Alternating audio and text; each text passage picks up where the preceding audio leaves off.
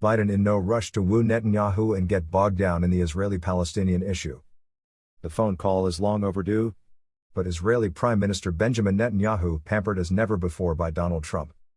Will have to deal with a Joe Biden much less in a hurry to display the same proximity and, beyond that, to get involved in the thorny Israeli-Palestinian issue. If Bibi pretends to minimize this wait of 3 weeks since the entry into office of the new President of the United States, the head of the international branch of his party, the Likud, decided on Wednesday to challenge him directly. Perhaps the time has finally come to call on the leader of Israel, America's closest ally?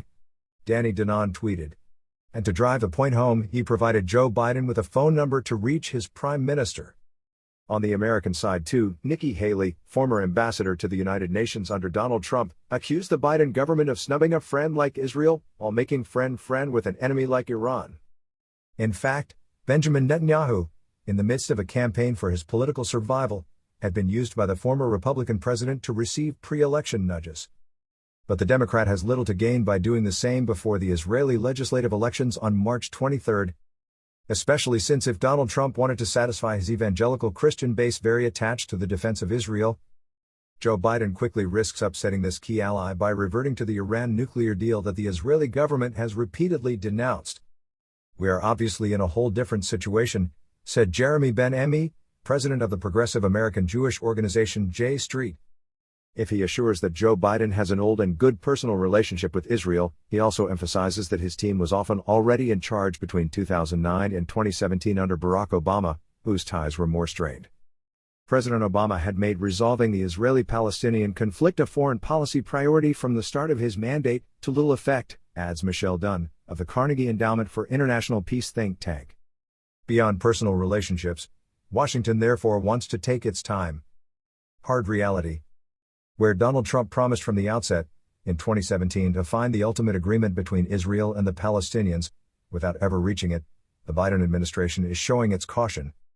The new head of American diplomacy, Antony Blinken, certainly assured that the two-state solution was the only viable one, thus reviving the international consensus battered by the Republican billionaire.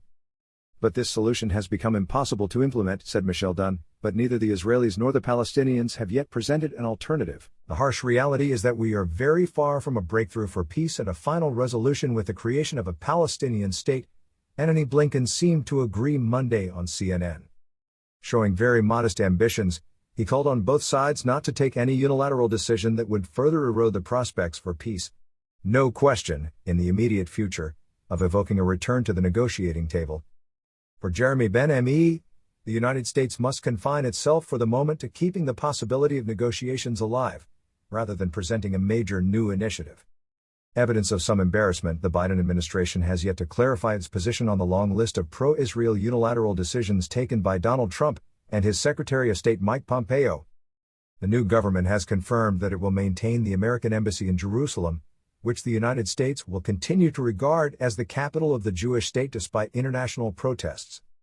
Conversely, he promised to reopen the Palestinian diplomatic mission in Washington and to restore aid to Palestinians cut off in recent years. But on other matters, he always seems to be looking for a balance. Antony Blinken refused to take a final decision on the recognition of Israeli sovereignty over the Syrian Golan Heights annexed in 1981. And he did not comment on Mike Pompeo's decision not to judge Israeli settlements in the West Bank to violate international law.